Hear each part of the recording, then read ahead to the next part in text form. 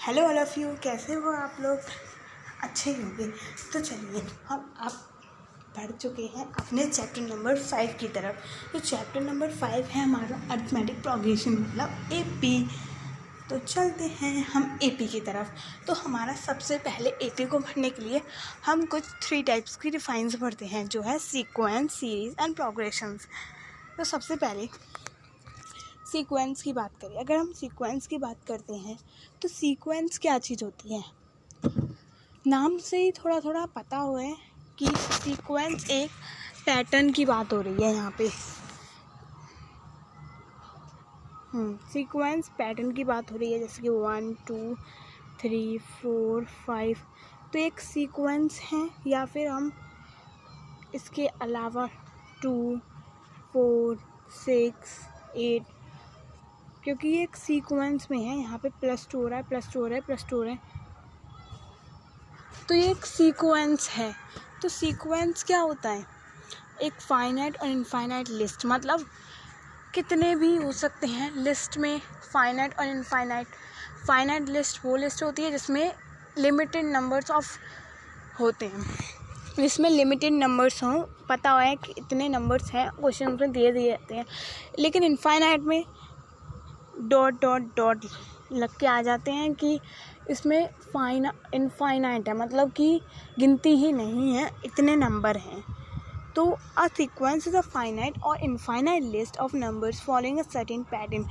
कोई भी certain pattern को फॉलो करने वाले को एक सीक्वेंस कहा जाता है। जैसे कि 1 2 3 4 5 is the sequence which is infinite, which is ये क्या है? Infinite sequence of natural numbers. Natural number का इनफाइनाइट सीक्वेंस है। अब सीक्वेंस क्या होता है एक बार और बता रही हूँ। सीक्वेंस जैसे कि नाम से ही पता चल रहा है, कोई सीरीज़ या फिर कोई पैटर्न, वो एक सीक्वेंस होता है। एक सर्टेन पैटर्न जो होता है वो सीक्वेंस का पार्ट होता है। जैसे कि 1 2 3 4 5, तो ये सीक्वेंस है। 2 4 6 8 10 डॉट डॉट डॉट, ये सीक्वेंस है। और साथ ही में जैसे कि हम बात करें 2 की पावर 2, 3 की पावर 2, ये सारे एक सीक्वेंस है। तो इस तरह से सीक्वेंस के बाद हम अपने बढ़ते हैं सीरीज़ पर। तो सीरीज़ क्या होती हैं हमारी? सीरीज़ जो है सम होते हैं एलिमेंट्स के। जैसे कि हमारे ये 1 2 3 4 5 5 एलिमेंट और भी हैं, तो इन 5 एलिमेंट्स के आगे भी हैं एलिमेंट्स के सम को, ये एक सीरीज़ है हमारा, इसको हम सीरीज़ कहते हैं। Series is the sum of the elements एक करस्पॉन्डिंग सीक्वेंस, मतलब सीक्वेंस जो है उसके सारे एलिमेंट्स का सम सीरीज़ कहलाता है। Each number in a sequence और series is called a term. देखो, अब ये तो सिंपल 1 + 2 + 3 है। अगर कुछ भी आए, जैसे कि AP + C + D, तो ये भी एक सीरीज़ है। या फिर A + B + C + D, ये भी एक सीरीज़ है। और ये टर्म्स हैं, 1 टर्म, 2 टर्म, 3 टर्म, 4 टर्म्स, मतलब कि जितने भी नंबर्स या कोफिशिएंट जो भी दिए गए हैं वो एक टर्म्स होते हैं। प्लस जो भी उनके बीच के साइन लगाओ, प्लस लगाओ, माइनस लगाओ, उनसे पहले वाले टर्म्स कहलाए जाते हैं। ये सारे हमारे टर्म्स हैं। और जो बीच में ये लगे होते हैं, ये हमारे एक मैथमेटिकल ऑपरेटर्स होते हैं। मैथमेटिकल ऑपरेटर्स उन्हें कहते हैं, जैसे कि प्लस, माइनस, मल्टीप्लाई, जो बीच में लगे होते हैं टर्म्स के बीच में। अब आगे बात करते हैं हम प्रोग्रेशन की। तो progression is a sequence in which the general term can be expressed using a mathematical formula. अब प्रोग्रेशन की बात करें तो इसमें क्या बोल रहा है हमारे पास कि प्रोग्रेशन एक सीक्वेंस ही है। प्रोग्रेशन भी एक सीक्वेंस है जो कि जनरल टर्म के फॉर्म में एक्सप्रेस कराया जाता है मैथमेटिकल फॉर्मूले से। जैसे कि हम बात करें तो A B plus C, this is a progressions. Okay, क्योंकि यहाँ पे एक फॉर्म है, जैसे कि यहाँ पे फॉर्म है ए बी प्लस सी, एक ये खुद में ही फॉर्म है जैसे कि ए प्लस डी, ये हमारी एक फॉर्म है। तो ये सारी फॉर्म है और जो फॉर्म को रिप्रेजेंट करते हैं और जिसमें कुछ मैथमेटिकल्स फार्मूला यूजिंग, मतलब एक फार्मूला भी हो सकता है ये, और एक जनरल टर्म के फॉर्म में है। तो एक प्रोग्रेशंस है। आगे बात करते हैं। तो अब हमने सीखा है सीरीज, सीक्वेंस एंड प्रोग्रेशंस। उसके बाद आता है अब हमारा अर्थमेटिक प्रोग्रेशन क्या होता है। अर्थमेटिक प्रोग्रेशन, ठीक है, उससे पहले मैंने पढ़ाया सीरीज़। तो सीरीज़ क्या होते हैं, जैसे कि 1 2 3 4, ठीक है, 1 2 3 4 ये एक सीरीज़ में है, सॉरी सीक्वेंस में प्लस लगाया तो ये एक सीरीज़ में हो गए। अगर इनका फॉर्म बना दी 1 × 1 + 2 1 × 1 + 1, तो 1 + 1 = 2। तो ये एक प्रोग्रेशन है। तो आगे बात करते हैं हम अर्थमेटिक प्रोग्रेशन की। तो अर्थमेटिक प्रोग्रेशन क्या होते हैं। तो अर्थमेटिक प्रोग्रेशन वो प्रोग्रेशन होती है, क्या होती है, प्रोग्रेशन। अर्थमेटिक प्रोग्रेशन अभी हमने पढ़ा था, किसी के फॉर्म में होते हैं या फिर जैसे कि 2 5 8, हमारे सारे प्रोग्रेशन है। अर्थमेटिक प्रोग्रेशन एक प्रोग्रेशन होते हैं in which the difference between 2 conjugated terms. जैसे कि हम बात करते हैं 2 और 5 और 8 और 11, ये हमारा एग्जाम्पल दिया गया। अगर हम इन दोनों के डिफरेंस की बात करें तो कितना आएगा हमारा, 3 आएगा। इनके बीच का डिफरेंस 3 है ना। अब इन दोनों के डिफरेंस की बात करें तो क्या आएगा, वो भी 3 आएगा। इन दोनों के डिफरेंस की बात करें वो भी 3 आएगा। तो जितने भी अर्थमेटिक प्रोग्रेशन में प्रोग्रेशंस हैं, टर्म्स हैं, सीक्वेंस में जितने भी नंबर्स हैं, वो उन सारे नंबर्स के बीच में, मतलब 2 कॉन्जुगेटिव नंबर्स, मतलब ये 2 दो कॉन्जुगेटिव नंबर्स के बीच का डिफरेंस 3 होना चाहिए, 3 नहीं, कांस्टेंट होना चाहिए, मतलब कि सेम होना चाहिए। इन दोनों के बीच का डिफरेंस इन दोनों के और इन दोनों के डिफरेंस के बीच इक्वल होना चाहिए। जैसे 2 और 5 का 3 है, 5 और 8 का 3 है, और 8 और 11 का 3 है। तो ये हमारे कांस्टेंट वैल्यू, मतलब कांस्टेंट का मतलब सेम वैल्यूज़ हैं। तो ये हमारी एक एपी के फॉर्म में है। अब जैसे कि हम बात करें 1 3 4 5, क्या ये एपी में है।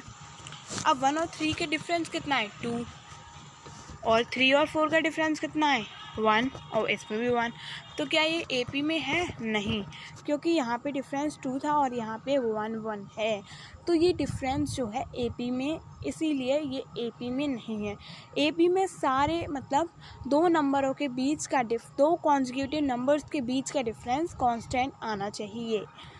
अब आगे बढ़ते हैं। तो अब कॉमन डिफरेंस, हमने वर्ड सुना कि कॉमन डिफरेंस की बात करते हैं। तो डिफरेंस तो हमने अभी निकाला था कि 2 कॉन्जुगेटिव नंबर्स के बीच का डिफरेंस। तो हमने यहाँ पे डिफरेंस निकाला कि 2 और 5 का डिफरेंस 3 है। हाँ, मतलब कैसे निकाला ये डिफरेंस, हमने माइनस किया, किस में से, अगर 2 में से 5 माइनस करेंगे तो -3 आना चाहिए हमारा। नहीं, 5 में से 2 को माइनस किया हमने, तो बीच का डिफरेंस देख लिया। तो 5 में से 2 को माइनस करोगे तभी तो 3 आएगा।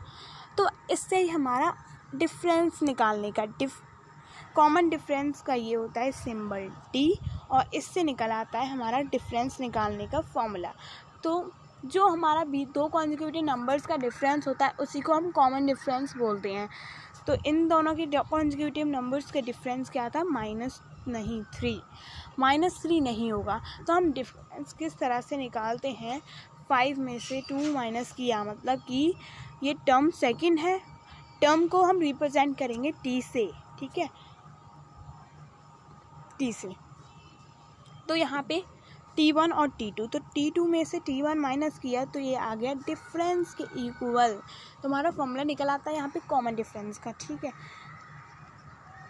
तो यहाँ पे आप एक बार डिफाइन करते हैं, the common difference between two conjugated terms, मतलब the difference between two conjugated terms in an A P which is constant is the common difference. मतलब कि दो नंबरों का डिफरेंस, दो कॉन्जुगेटिव नंबर्स का डिफरेंस जो निकलता है, जो कांस्टेंट होता है, उसको हम कॉमन डिफरेंस बोलते हैं। तो मतलब कि 2 और 5 के बीच में जो डिफरेंस निकल के आ रहा है 3, वो हमारा कॉमन डिफरेंस हो गया।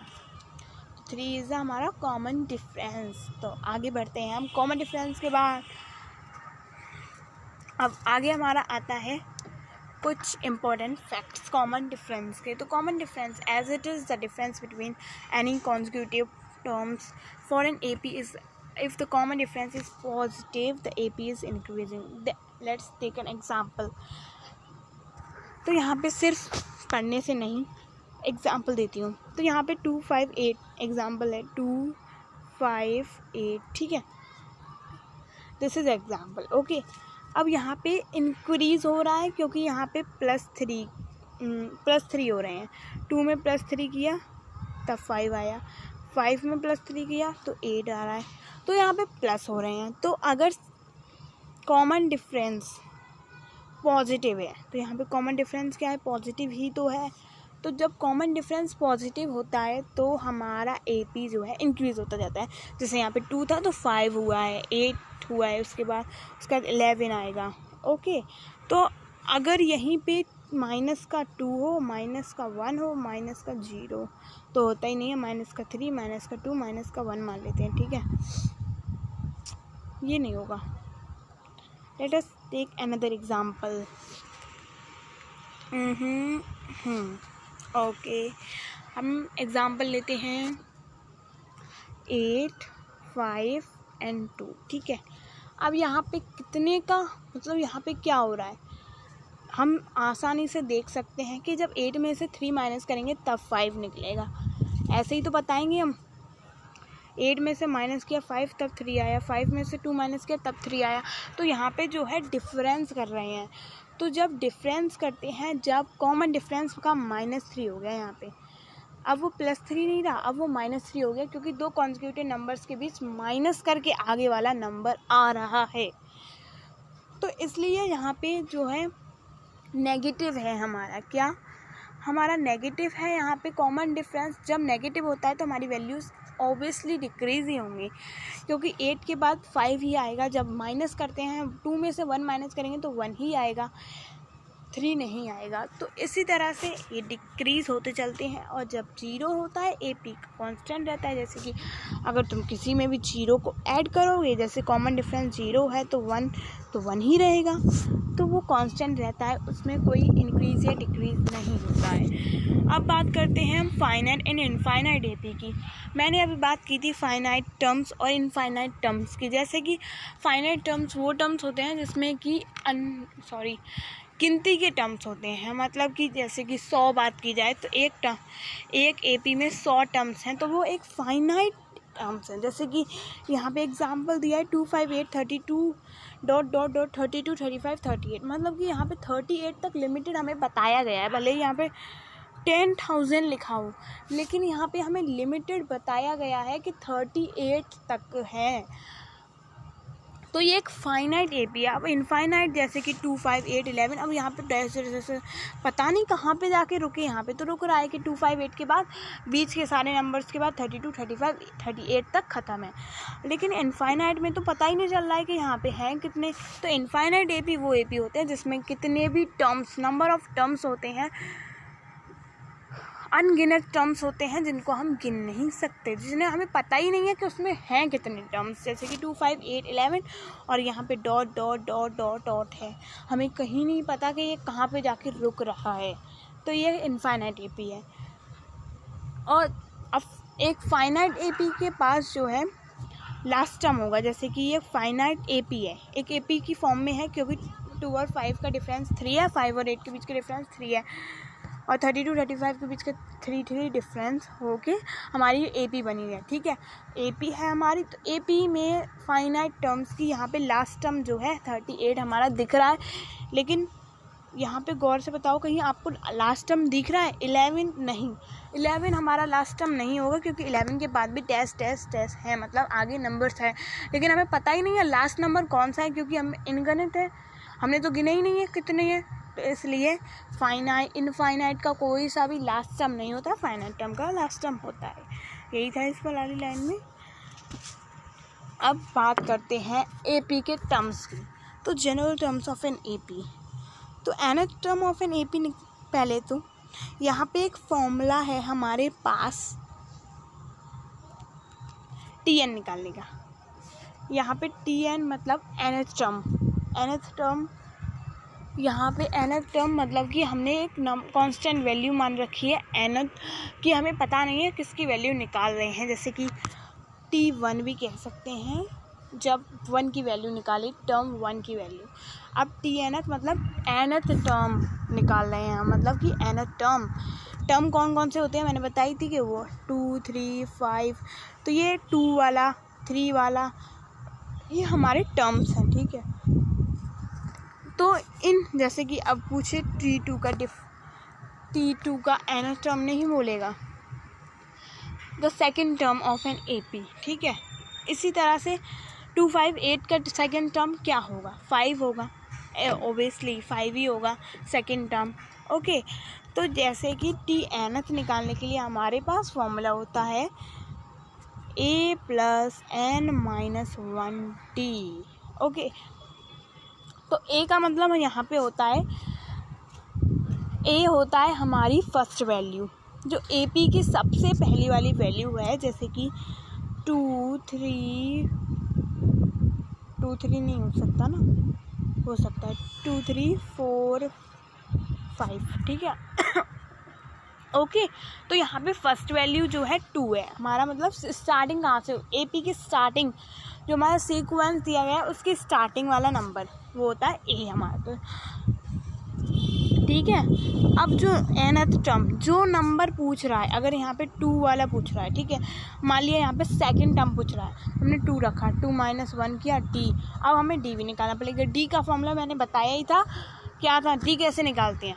सीधे भी निकाल सकते हैं। 2 और 3 के बीच का डिफरेंस कितना है? 1 है, 1 ही तो है, तो 3 - 2 किया तब 1 आया, तो ये डिफरेंस हुआ हमारा कि T2 - T1 = D, तो यहाँ पे हमारा 1 है। अब हमने लिखा 2 में से 1 गए 1 × 1, तो 1 आया, 2 + 1 = 3 आ गया हमारा, और ये था हमारा वेरिफिकेशन हो गया कि इसके बाद का टर्म 3 है।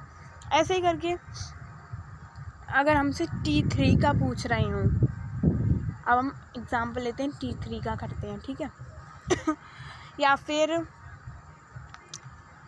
हमसे T3 T5 ये तो हम निकाल भी सकते हैं प्लस करके, लेकिन अब कोई 50वां नंबर पूछ ले आपसे, T50 पूछ रहा है, तो भी क्या हम ऐसे करेंगे? 2 + 1 3 3 + 4 5 5 + 1 6 6 + ऐसे करके सोई ना निकालेंगे, पूरी टेबल सोई ना बनानी है उसकी, नहीं, हम डायरेक्टली ये वाला फॉर्मूला पुट करके T50 रखेंगे। इसीलिए हमें इस फॉर्मूले की ज़रूरत पड़ी है, क्योंकि हम आगे इतने बड़े बड़े नंबर्स का नहीं निकाल सकते हैं उनकी इतना बड़ा सीक्वेंस नहीं बना सकते हैं, तो सीधे फॉर्मूले में T टर्म निकाल सकते हैं।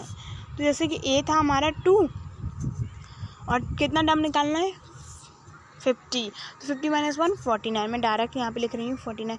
D हमारा 1 था, तो 49 + 2 51।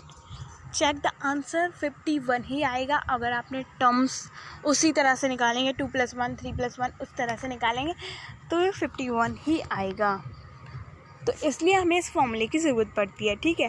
Where A is the first term, A जो है फर्स्ट टर्म होता है, D कॉमन डिफरेंस होता है, N दो नंबर ऑफ टर्म्स, कौन सा नंबर है टर्म्स का वो। अब जनरल फॉर्म एंड AP की बात करते हैं, तो जनरल फॉर्म AP है, AP की भी एक फॉर्म है। अब वो फॉर्म क्या है? तो सबसे पहला हमारा नंबर क्या है? A है। मैंने क्या बताया था? फर्स्ट टर्म को हम A बोलते हैं, ठीक है। उसके आगे वाले नेक्स्ट नंबर हम कैसे निकालेंगे? हम क्या करते हैं प्लस कर देते हैं हम उसमें कॉमन डिफरेंस जो हमारा डी दिया गया है, तो a प्लस डी, तो दूसरा हमारा ये आया। अब उसके बाद क्या आएगा, a plus 2d,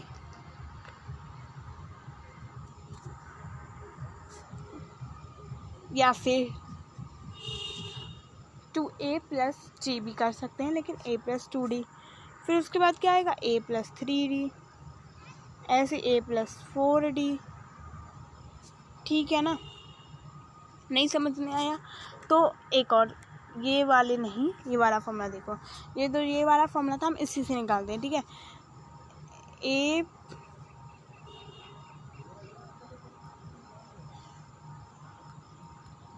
a plus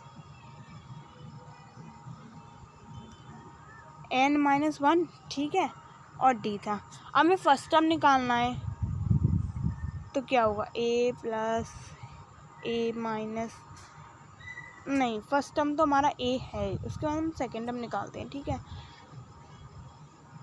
second term 2 minus 1, d क्या है हमारा, पता ही नहीं है, पता है d को d मान लेते हैं क्योंकि हमें पता नहीं है d क्या है। ठीक है, तो a प्लस 1 क्या आएगा, a प्लस d। ठीक है, तो सेकेंड टर्म हमारा a प्लस d है। अब हम थर्ड टर्म निकालते हैं। ठीक है, अब थर्ड टर्म निकालें, a प्लस, क्योंकि a और d हमें मालूम नहीं है, और n-1 3 माइनस 1 2 और d। इस तरह से हमारी AP फॉर्म में आ जाती है a, उसके बाद a plus 3, a plus 3d और उसके बाद a plus 4d etcetera common आगे भी आते हैं। ठीक है, तो यहाँ तक हमें क्लियर होना चाहिए, आगे का बढ़ते हैं हम। तो उसके बाद हमने यहाँ तक क्या क्या पढ़ा था, एक बार रिकैप करते हैं। हमने पढ़ा सीक्वेंस क्या होता है, सीरीज़ क्या होते हैं, प्रोग्रेशन क्या होता है, फिर AP क्या होता है, AP किस किस फॉर्म में होती है, और AP का फॉर्मूला, nth टर्म निकालने का फॉर्मूला क्या होता है। ठीक है, मतलब nth टर्म का मतलब कोई सा भी टर्म उठा के दे दिया तुम्हें और उस टर्म का फॉर्मूला निकालना है तुम्हें, वो कैसे निकालेंगे। उसके बाद आता है सम ऑफ nth टर्म्स। तो AP में क्या क्या हो सकता है, AP में टर्म्स पूछे जा सकते हैं कि इसका कौन सा टर्म है, उसके बीच का सम पूछा जा सकता है कि जैसे कि 2 5 प्लस 8 और डॉस 32, इनका सम बताओ। ठीक है, इनका सम बताना है, तो हम पता ही नहीं है कितने टर्म्स हैं, नहीं पता ना, 32 हम गिनेंगे सोई ना कि 2 5, इसका भी एक फॉर्मूला होता है। ठीक है, पहले हम इसकी बात करते हैं सम ऑफ nth टर्म्स की। तो अब हमारा फॉर्मूला आता है कि सम कैसे निकाले टर्म्स का। ठीक है, तो यहाँ पे हमारा फॉर्मूला गिवन है कि n/2 2a plus n-1d n/2, dark mode पे लिया, ये ठीक रहेगा ना, n/2 2a प्लस n-1 का d। ठीक है, ये हमारा फॉर्मूला होता है सम ऑफ nth टर्म्स निकालने के लिए। सम ऑफ nth टर्म का फॉर्मूला याद रहेगा ना इसको, और मैं हमेशा यही आपको सजेशन दूंगी कि आप नोट्स साथ के साथ लिखते चले जाएं। ये भी नोट्स अच्छे हैं, नोट्स ये फ़ायदा नहीं करते हैं, कभी कभार हम कंसेप्ट भूल भी जाएं तो दोबारा वीडियोस देखने का टाइम नहीं होता, तो पेपर टाइम में रिवीजन करने के लिए हम साथ में नोट्स जो हैं हमारे पास, अगर उनको बार बार उनको नोट्स को देखेंगे तो हमारा वो कंसेप्ट पूरा क्लियर हो जाएगा, हम कभी नहीं भूल सकते, हम कितने भी बड़े हो जाएं तब तक नहीं भूलेंगे। तो इसलिए नोट्स बहुत फ़ायदेमंद होते हैं, तो इसलिए नोट्स बनाते रहिएगा, अपने आप बनाओ, नहीं तो ऑनलाइन कहीं से भी नोट्स प्रोवाइड हो जाएंगे, मैं भी करती हूँ प्रोवाइड, तो आप मेरी वीडियो से भी ले सकते हो। डिस्क्रिप्शन बॉक्स में मैं इसके भी नोट्स डाल दूँगी, और भी चैप्टर्स हैं उनके वीडियोस के साथ उनके नीचे डिस्क्रिप्शन बॉक्स में नोट्स प्रोवाइड रहते हैं। ठीक है, तो एक और फॉर्मूला होता है। ठीक है, अब यहाँ पे तो जैसे कि ये एक और दूसरा फॉर्मूला इसके लिए काम आता है, यहाँ पे तो 2a और d दोनों दिए गए हों तब काम आएगा, n भी दिए गए हों कि कितने नंबर्स का टर्म पूछा जा रहा है। ठीक है, अब हमें मान लो d है ही नहीं हमारे पास, एक ही नंबर दिया गया है, मान लो 2 दिया गया है सिर्फ, और नंबर दे दिए हैं कि तुम्हें SN निकालना है और एस एन निकालना है और लास्ट नंबर दिया है, मतलब लास्ट नंबर भी तो देंगे, 2 डॉट डॉट और 5 दिया है मान लो, ठीक है 5 दिया है। अब हमें एस एन निकालना है। अब कैसे निकालेंगे, इनके बीच का डिफरेंस तो हमारे पास है ही नहीं। अब ऐसे तो ही ना कर देंगे 5 - 2, नहीं कर सकते ना 5 - 2 डायरेक्ट, नहीं। तो इसके लिए हमारे पास एक फॉर्मूला है, वो है S N equal to n/2 और a प्लस एल। ए क्या है हमारा 2 और एल क्या है 5 और n मतलब नंबर्स तो तुम्हें दे देंगे कि इतने टर्म्स का सम पूछा है उसने, पूछ रहा है कि सम ऑफ 16 टर्म्स या सम ऑफ 3 टर्म्स, मान लो सम ऑफ 3 टर्म्स पूछ रहा है वो, तो 3/2 मल्टीप्लाई 2 और 5 7, या फिर यहाँ पे 6 कर लो, इजी बन जाएगा ना, 8, ठीक है 4 टाइम 3 4 = 12। अब सम करके देख लेना, यही आएगा 12 आएगा, ठीक है। तो हाँ, अब यहाँ पे दिख रहा है कि where A is the first term, L is the last term of the A P and n is the number of terms. अब अर्थमेटिक मीन की बात करते हैं। मीन का मतलब क्या होता है, कोई बता सकता है? मीन हम सब ने पढ़ा हुआ है, मीन एवरेज या फिर एवरेज, मीन और भी नाम्स होते हैं उनका। मीन का फॉर्मूला क्या होता है? क्या होता है कि जितने भी नंबर्स होते हैं, जैसे 5 नंबर दिए गए हैं, 2 + 3 + 4 + 5 + 6, ठीक है, उन जितने भी नंबर्स हैं उनको नीचे डिवाइड कर देते हैं, उतने उनका सम और जितने नंबर हैं उतने नीचे रख के, यही होता है मीन हमारा। अब अर्थमेटिक मीन क्या होता है? वही होता है same. Arithmetic means is simple average of a given set of numbers, मतलब एक सिंपल एवरेज है सेट्स का, जैसे कि कोई सेट्स का, जैसे कि ये जो हमारे एपी में नंबर्स होते हैं वो एक सेट से तो होता है, एक गिवन सेट होता है। मैं ये वाली बात भूल गई बताना कि एपी में जितने भी नंबर्स होते हैं सीक्वेंस में होते हैं, पर सेट्स वाइज होते हैं। सेट मतलब पैटर्न मीन्स होता है उनका, एक सेट होता है उन नंबरों का। तो अर्थमेटिक मीन क्या होता है कि उन नंबर्स का sets, arithmetic mean of a set is number is given by sum of terms and number of terms. वही है जो हम अभी तक पढ़ के आ रहे हैं, एवरेज का means arithmetic mean, arithmetic average भी कह सकते हैं। The arithmetic mean is defined for any set of numbers, the numbers need not necessarily be an AP, क्योंकि अर्थमेटिक मीन निकालने के लिए ज़रूरी नहीं है कि एपी में ही हो नंबर। हम 1 6 1 5 4 3 इसका भी मीन निकाल सकते हैं ना, तो ज़रूरी नहीं है कि वो नंबर्स हमारे एक सेट में होने चाहिए।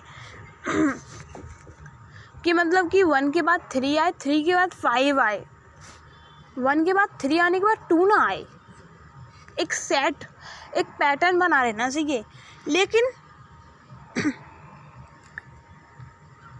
लेकिन ज़रूरी नहीं है कि एक वो एपी में हो, कि उनके बीच का कॉमन डिफरेंस जो है सेम हो, दो कॉन्जिक्यूटिव टर्म्स के बीच के डिफरेंस सेम कांस्टेंट रहे, नहीं, ऐसा ज़रूरी नहीं अर्थमेटिक मीन के लिए। अब basic adding patterns in an AP. The sum of n terms are equidistant from either end of the AP is constant. For example, in an AP 2 5 8 11 14 17 T1 plus T16 equal to T25 और T2 plus T5 equal to 19 and so on।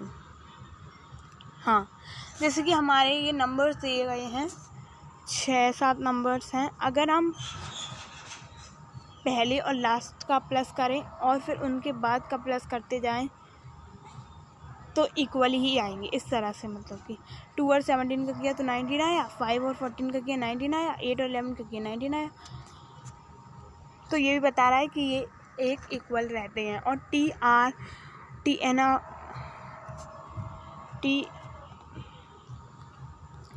Are plus T N minus R equal to 1 होते हैं, constant values होती हैं, +1 sorry, ठीक है। अब sum of first n natural numbers. अभी तक हमने सम पढ़ा था ना कि टर्म्स का टर्म्स, अब ये भी सम आ गया, लेकिन वो ये सम उससे थोड़ा डिफरेंट है। मतलब कि इसमें बोला है first n terms, first n natural number, मतलब स्टार्टिंग के नंबर बोल रहा है यहाँ पे, एक नंबर्स गिवन है कि कहाँ तक आपको सम करना है। तो इसका फॉर्मूला होता है n+1 / 2। जैसे कि हमारा एक AP है, जैसे कि 258 को ही ले लेते हैं, 11 और 14, इतने बीच का डिफरेंस सम पूछ रहा है, मतलब 3 का मान लो 3 नंबर्स का सम पूछ रहा है। तो हम क्या करेंगे, यहाँ पे 3 रखा, यहाँ पे 3 रखा, 3 + 1 4, 4 3 = 12, 12 6। तो इन तीनों का सम क्या है, 6 है।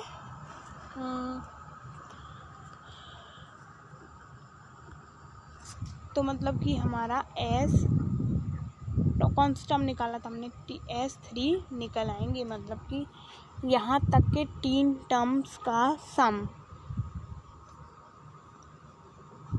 जैसे कि हम 3 निकाल रहे हैं, तो हमारा AP पहले डिसाइड होना चाहिए हमारा, इसमें कोई सा भी AP साइन नहीं होगा। Let us take an example कि इसकी सॉल्व करते हैं कि 3 और 3 + 1 2, तो 4 4 3 = 12 6 आएगा। तो S3 तक जितने भी नंबर्स हैं उनका सम 6 है। इस तरह से ये वही फॉर्मूला का यूज़ होगा, जब होगा एक्सरसाइज में तब क्लियर होगा, अभी क्लियर नहीं हो रहा है तो डोंट वरी, एक्सरसाइज में क्लियर हो जाएगा। This formula is derived by treating the sequence of natural numbers where first term is constant and the common difference is constant. जब A और D कांस्टेंट होते हैं तब। Okay, thank you for my watching my video. अगर नहीं समझ में आए तो कमेंट करके बता देना, लेकिन आई थॉट कि आप लोगों को समझ में आ गया होगा। मैंने पूरी कोशिश की थी आप लोगों को समझाने की। तो ये चैप्टर हमारे यहाँ पे चैप्टर के नोट्स और फुल कंसेप्ट एक्सप्लेनेशन हो चुका है पूरा। उसके बाद हमें मिलेगा यहाँ पे इसके नोट्स जो है मैंने डिस्क्रिप्शन बॉक्स में प्रोवाइड कर दी हैं, और साथ ही में इसके नोट्स के साथ और चीज़ें भी, और इसके साथ और लीनियर इक्वेशंस या फिर और भी चैप्टर्स के नीचे नोट्स और साथ में प्लेलिस्ट मैं गिवन कर दूँगी, तो आप देख सकते हैं, देखना चाहो तो।